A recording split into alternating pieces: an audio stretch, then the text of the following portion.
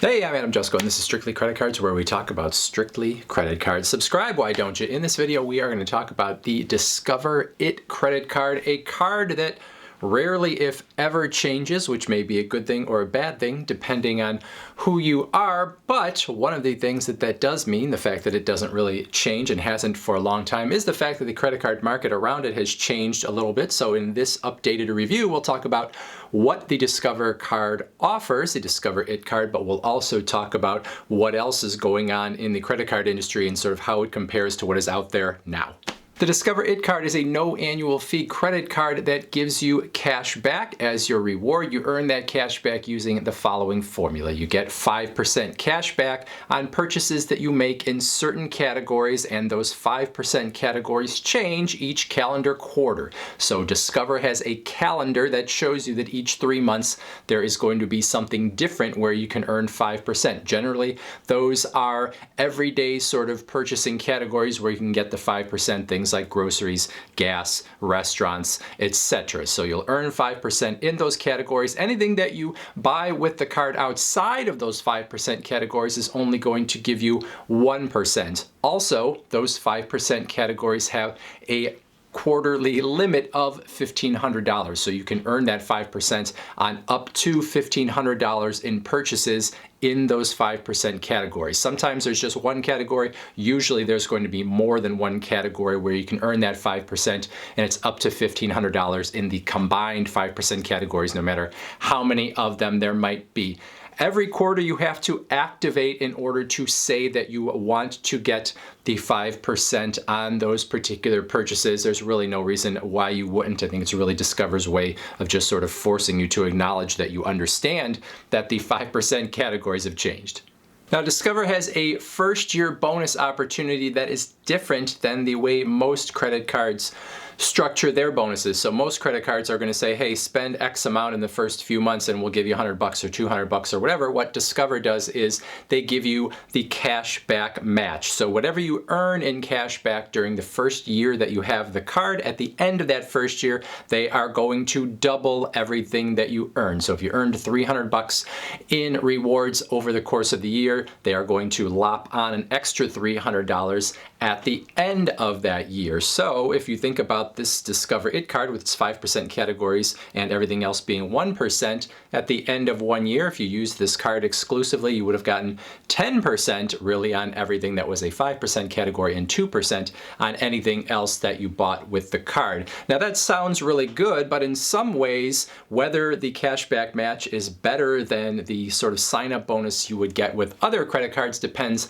on how much you are actually going to charge to the card. Because if you got another card and you could earn $150 or $200 very quickly in those first few months by spending say $500, well then that is a pretty significant bonus on not much spend. If you don't spend much with the Discover card over the course of the year, even if it's doubled, you may be getting your 10% on those 5% categories and 2% on everything else, but you might end up actually making less on the card overall as a reward than you would have if you had gotten a card that had the bonus up front. If you spend a lot more on your card over the course of a year, well then maybe you would actually make more with the Discover card than you would with another. So you should think about that when you're seeing that bonus and thinking about how this card is structured. If you don't put very much on your credit card, the Discover is not necessarily a better bonus than something else, even if it kind of feels better to have it doubled at the end of that first year.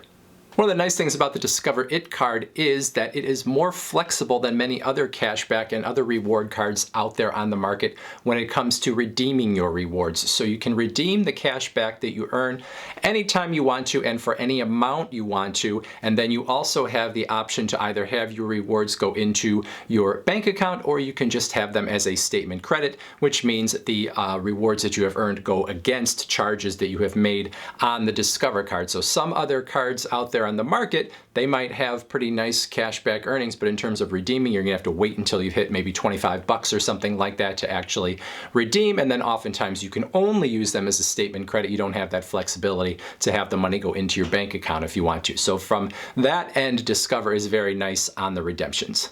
As a new Discover card holder, as I make this video, you can get a 0% interest rate on new purchases you make with the card and on balances that you transfer from other cards, and you can have those sit at 0% for 14 months. So for those first 14 months that you have the card, you could make purchases and you wouldn't have to pay them off until you get to the end of that 14-month period, and you would never get charged any interest.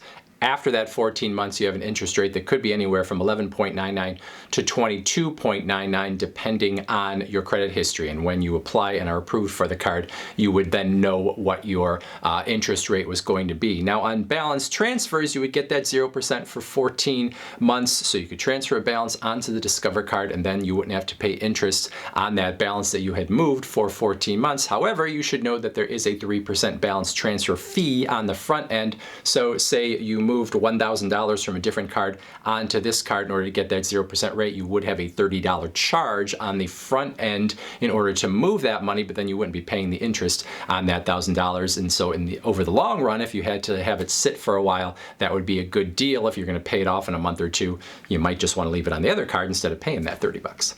All right, a couple other points to make. The Discover It card has no foreign transaction fee, so if you use it when you travel outside of the United States, you're not going to get any extra charge on those purchases. Some other credit cards do charge extra on purchases, sometimes up to 3% when you use their cards outside of the United States. The Discover It card does not have that. Now, I should also say here that Discover's acceptance network is not quite as big as MasterCard or Visa, so it is possible if you take the card outside of the United States that it is not going to be accepted everywhere. So you probably don't want to rely on just the Discover card. You probably want to have a MasterCard or Visa if you travel outside of the US to make sure that you're always going to have a card that will be accepted. But if you can use a Discover card, there is no extra charge on those purchases. Second point here, you get a free FICO score every month from Discover, and this comes from the TransUnion Credit Bureau. So FICO is the credit scoring model. TransUnion is one of the major credit bureaus that keeps the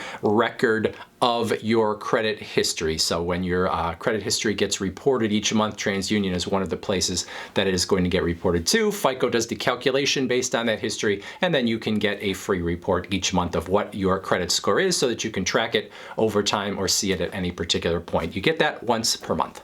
In terms of your approval chances, Discover is probably one of the easier credit card issuers to get approval from. So if you want the Discover It card, there's probably a decent chance that you will get approved unless your credit score is really terrible. So if you have a credit score that is above 650, you're probably going to get approved from Discover. If you're between 600 and 650, then you're getting into some gray areas. Below 600, we're now into the bad credit zone, and you're probably not going to get approved from Discover. But if you have an okay credit history, you'll probably get approved. If you are someone that is new to credit, you don't have any credit history, Discover still will probably look more kindly upon you than some of the other credit card issuers will. Even though you don't have a credit history, you don't have a bad credit history, so Discover is more likely to work with you. So if you are someone that is new to credit, Discover is definitely one of the places that I would consider trying first to see if you would be approved before I started looking at some of the alternative, sort of credit cards out there from the smaller banks and smaller names. Discover is probably the easiest of what I would consider the big banks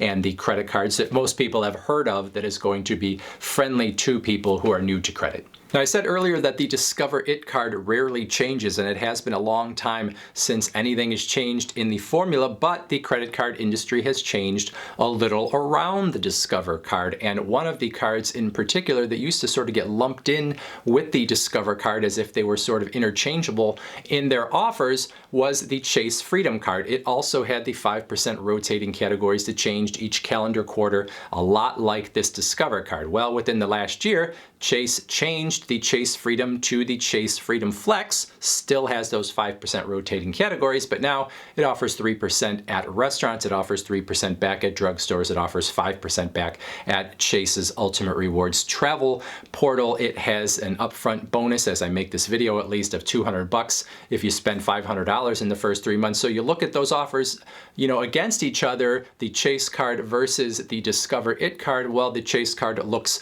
a lot better now that it has upgraded its offering, and the Discover card looks not quite as good. Now, the Discover card has some things going for it that the Chase card does not. One of them being that easier approval that I just talked about. And then I guess the second part is, for most people, you're not necessarily only going to hold one credit card. So you might start out with the Discover card, especially if you're someone that needs that easier approval. And then over time, as you continue to build your credit score, maybe you would keep the Discover card for those 5% categories and then branch out to other credit cards for other purchases that don't fall into those 5% categories, so that you can do better than the 1% that the Discover It card would give you on those categories that are outside of the 5%. So that's pretty much it. Discover sort of knows who it is, and that's why the Discover It card never changes. It tends to deal with people who are earlier in their sort of credit careers, people that don't have as much credit history or maybe don't have very high credit scores, yet you have those 5% categories, which are nice, but for most people, they're not going to like the fact that you're only getting 1% on everything else. So it's a good starter card, or a card if you don't have, necessarily the absolute greatest credit history. It is a nice one to help you build your credit as well. If you are someone with a higher credit score, this card you might pick up for those 5% categories, but it's probably not the card that you are going to make your daily driver, as they say, in terms of the first card out of your wallet. So that's it for this video. You got questions or comments, put them in that comment section below. Otherwise, I thank you for watching, and we'll talk to you again soon.